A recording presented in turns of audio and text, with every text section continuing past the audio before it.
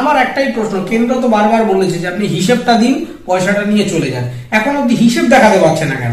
আবার সেই টাকাটাও কি চুরি হয়ে গেল নাকি? মানে আবার কোনো মন্ত্রীর বাড়ি থেকে 6 মাস বাদে আবার এরকম বান্ডিল বান্ডিল নোট পাওয়া যাচ্ছে? তাহলে 1000 দিন ধরে এতগুলি মানুষকে রাস্তায় বসে থাকতে হতো? কি মানে নির্লজ্জ বেহায়া একটা গভর্নমেন্ট হয়ে দাঁড়িয়েছে যে কি অবস্থা! উনি না মানে অর্থনৈতিক ব্যবস্থাটাকে পুরো ঘেটে ঘ করে দিয়েছেন। এখানকার টাকা ওখানে দিচ্ছেন, ওখানকার টাকা এখানে দিচ্ছেন। উনি হয়তো রাজ্যের নিজস্ব কারেন্সি ছাপিয়ে দেবেন, সেই টাকা দিয়ে হয়তো দেবেন, বা হতে পারে আবার হয়তো দেখা গেল কোথাকার কালো টাকাগুলোকেই আবার হয়তো সাদা করে দিচ্ছেন সরকারি সিস্টেমে ঢুকিয়ে।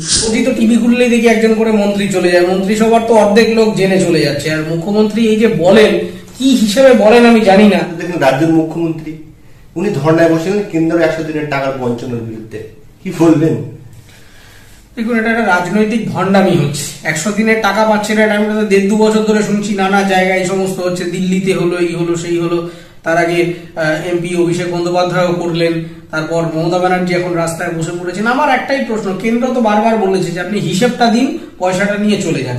এখন অব্দি হিসেব দেখাতে পারছে না কেন? আমি বুঝতে পারছি না এটা। যদি হিসেব আপনি মানুষের সামনে হিসেবটা তুলে দেখিয়ে দিন যে আমার কাছে 100 টাকা দেওয়া হয়েছিল, আমি 100 টাকার কাজ করেছি, এই হচ্ছে তার কাগজ, আপনি সরকারি পোর্টালে ওয়েবসাইটে তুলে দিন, নোটিশে বার করে দিন যে আমি কিন্তু হিসেব পাবলিকের কাছে তুলে দিলাম। তারপরেও যদি মানুষ দেখে যে হ্যাঁ হিসেব সরকার দিচ্ছে, তাও কেন্দ্রের সরকার ইচ্ছে করে অসভ্যতামি করছে, তাহলে মানুষ মানুষের ভাষায় উত্তর দিয়ে দেবেন। এ তো ভয়ের কিছু নেই। কিন্তু হিসেবটা দেখাচ্ছেন না কেন? তাহলে কি আবার সেই টাকাটাও কি চুরি হয়ে গেল নাকি? মানে আবার কোনো মন্ত্রীর বাড়ি থেকে 6 মাস বাদে আবার এরকম বান্ডিল বান্ডিল নোট পাওয়া যাবে? সেটা আশ্চর্য হয়ে আমরা টিভিতে বসে দেখবো। পুরোটাই তো দুর্নীতির ভিত্তিতে ব্যাপারটা চলছে। আর রইল পরে মাধ্যমিক নিয়ে। আমাদের দেশের শিক্ষা স্বাস্থ্য নিয়ে রাজনীতিবিদরা আদৌ ভাবেন কি? যদি ভাবতেন তাহলে 1000 দিন ধরে এতগুলি মানুষকে রাস্তায় বসে থাকতে হতো? কি মানে নির্লজ্জ বেহায়া একটা গভর্নমেন্ট হয়ে দাঁড়িয়েছে যে কি অবস্থা! ছেলেমেয়েরা বাড়ি ঘর পরিবার পরিজন ছেড়ে তারা রাস্তার মধ্যে বসে আছে, কেউ ডিএ পাচ্ছে না বলে বসে আছে। কি গভর্নমেন্ট একদিন গেছে, একটা গিয়ে কথা বলেছে, মানুষের সাথে ইন্টারঅ্যাক্ট করেছে, তাদের কি সমস্যা? কোনো পরীক্ষা ঠিকভাবে হয় না, মেডিকেল কলেজের পর্যন্ত এখন দুর্নীতি ঢুকে গেছে, সেখানে পর্যন্ত প্রশ্নপত্র জালি হচ্ছে। আপনি কাকে ভরসা করবেন? ডাক্তারকে কোথায় আমরা যাই, শিক্ষকের কাছে, ডাক্তারের কাছে, এদেরকে আমরা বলি ঈশ্বরের আরেক রূপ। তার কাছে জীবনের মানে জীবন উপহার পাওয়ার জন্য আমরা যাই। দেখা যাবে ডাক্তারের হয়তো সরকারি হাসপাতালে সে হয়তো পয়সা দিয়ে, তার ডাক্তারের সার্টিফিকেটই নেই, কি রকম ডাক্তার, সে হয়তো মানুষের চিকিৎসা করার পরিবর্তে মরে যাবে। এই কি অদ্ভুত আরম্ভ হয়েছে! কোনো শিক্ষককে বিশ্বাস করা যাচ্ছে না, চিকিৎসককে বিশ্বাস করা যাচ্ছে না, পুলিশের নাম করে জালিয়াতি করছে। মানে একটা তো মিনিমাম সভ্যতা ভদ্রতা একটা সরকার রাখবেন। কি আরম্ভ হয়েছে এটা? কোনো মানে এটা তো বিশৃঙ্খলার, মানে বললেও বিশৃঙ্খলা শব্দটাকে মনে হয় ছোট করা হয়। এটা আমার মনে হয় যে 2011-তে যে ইমেজটা নিয়ে মুখ্যমন্ত্রী হিসেবে এসেছিলেন মমতা বন্দ্যোপাধ্যায়, 2011 থেকে 16 আপনি যদি দেখেন তাহলে কিন্তু যথেষ্ট কাজ করেছিলেন উনি। আমি নিজে গ্রামগঞ্জে গিয়ে দেখেছি, রাস্তাঘাটের কাজ হয়েছিল, সেই সময় বেশ কিছু কাজকর্ম হয়েছিলেন। কিন্তু 2016-র পরে কি যেন একটা অদ্ভুত ম্যাজিক্যাল ইউটার্ন হয়ে গেল। এন্টার পলিটিক্যাল পার্টিটার মধ্যে, ভিতরের মধ্যে ইমেজটা বদলে গেল। 2016-র পর থেকে, মানে সেকেন্ড টার্মে যখন এই গভর্নমেন্টটা এলো, তখন থেকেই কিছু লোকজনের বারবানন্ত শুরু হলো, তারা করাপশন করতে শুরু করলো, একের পর এক নানা রকমের চোর ছেচোর, দুর্নীতি, চাকরি চুরি, শিক্ষা চুরি, স্বাস্থ্যের এই সমস্ত এইগুলো তখন আরো যেন প্রকট হতে আরম্ভ করলো। এই 2016-র পর থেকেই কিন্তু ইউটার্নটা হয়ে এই গভর্নমেন্টের যে নিজস্বতা বা যে মানে যে ইমেজটা নিয়ে তারা এসেছিল সেটা কিন্তু ভাঙতে শুরু করলো, এবং করে করে আজকে এমন একটা জায়গায় এসেছে যে তাদের যে কোনো কথাকেই আমরা বিশ্বাস করছি না। কারণ দুর্নীতির পাল্লাটা এত ভারী হয়ে গেছে যে কোনটা যে সত্যি, কোনটা যে মিথ্যে, কে যে ভালো, কে যে মন্দ, আমরা কিছুই আর বুঝে উঠতে পারছি না। কাউকে দেখলেই আমাদের ভয় হচ্ছে, আতঙ্ক হচ্ছে, ঘৃণা হচ্ছে, অভিমান হচ্ছে যে কি করেছি আমরা আমাদের রাজ্যের সাথে। এই যে মুখ্যমন্ত্রীর ধর্ণা দিচ্ছেন, দ্বিতীয় দিনে উনি বললেন যে কেন্দ্র টাকা দিচ্ছে না, সব টাকা আমি দেবো 21 তারিখের মধ্যে। আমরা দেখলেন যে ডিএ আন্দোলন করছেন এবং বিভিন্ন জায়গায় বকেয়া টাকা বাকি আছে, উনি বলছে পয়সা নেই, আমি দিতে পারবো না। অথচ এই যে 21 তারিখে যে টাকাটা দেবেন, এই যে সামনে ইলেকশন, সেইটার দিকে খেয়াল করে উনি করছেন। যদি করে থাকেন আমি জানি না কোত্থেকে দেবেন। একবার বলেন যে সিপিএম এর আমলে নাকি লক্ষ লক্ষ কোটি টাকা দেনা, এবং বাজেটও বানান ফিসকাল ডেফিসিট প্রায় 6%-এর উপরে রয়েছে।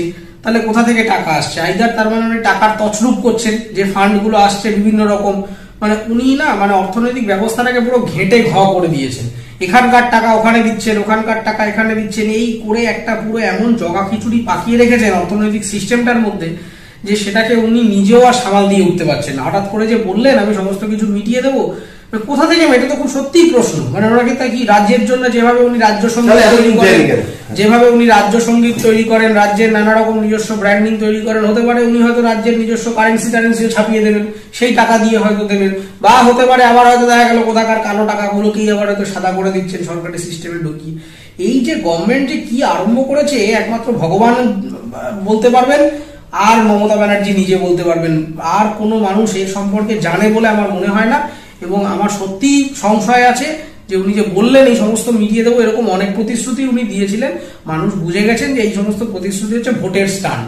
ভোট এলেই এরা নানা রকম রাজনীতিবিদরা বলেন এই দেবো ওই দেবো সেই দেবো, অনেক কিছু বলেছিলেন, সেই সব কিছুই পূরণ হয়নি। ফলে মানুষ এখন আর এগুলো নিয়ে খুব একটা ভাবে না। উনি বলেন এখন মানে চিফ মিনিস্টারের স্টেটমেন্ট এখন একটা এন্টারটেনমেন্ট হয়ে গেছে। আমরা সব দেখি না ফেসবুক ইউটিউবে সমস্ত মজার জিনিসপত্র দেখি, ওইটা একটা মজা, একটা শুনলাম কিছু একটা বললো, হাসলাম, 4 জায়গায় তর্ক বিতর্ক করলাম, সন্ধ্যেবেলা চায়ের আড্ডায় মজা করলাম, বাড়ি চলে এলাম। এর কোনো বাস্তবতা নেই, উনি দিতে পারবেন না। যদি দেন তাহলে আবার ধরে নেবেন আর একটা কোথাও থেকে জালিয়াতি হলো, 1-2 বছর বাদে আবার সেই নিয়ে আবার একটা মামলা হবে, কেস হবে, আবার কেউ না কেউ জেলে চলে যাবে। রাজ্যে কয়লা চুরি, গরু চুরি, বালি চুরি, এই চুরি বলতে গেলে অনেকটা সময় লাগবে, অনেক অভিযোগ আসছে, কিন্তু আমাদের রাজ্যের মুখ্যমন্ত্রী বলছেন যে 1-2 জন চুরি করলে সবাইকে চোর বলবেন না। কি বলবেন?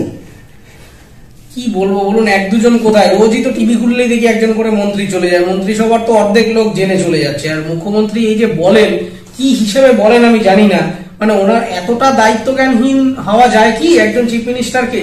আমার প্রথম প্রশ্নটা ছিল যে আচ্ছা আপনি ধরে নিতে পারেন যে শিক্ষামন্ত্রী যখন ছিলেন পার্থ চট্টোপাধ্যায়, তিনি না হয় টাকা ঘুষ খেয়ে চাকরি দিয়েছেন। আচ্ছা আপনি বলুন তো, এই ঘুষ খেয়ে চাকরি দেওয়ার পরে উনি না হয় একটা নাম রেকমেন্ড করে দিলেন, ঢুকে গেল। তারপরে আমাদের স্কুলগুলোতে এসআই অফিস বলে বিভিন্ন জিনিসপত্র রয়েছে, যারা স্কুল ইন্সপেকশনে যায়।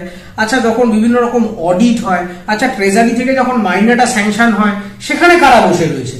সেই সরকারি আমলা, সেই সরকারি অফিসার, সেই সমস্ত দপ্তর। তাহলে তো ধরে নিতে হবে সবাই করাপ্টেড।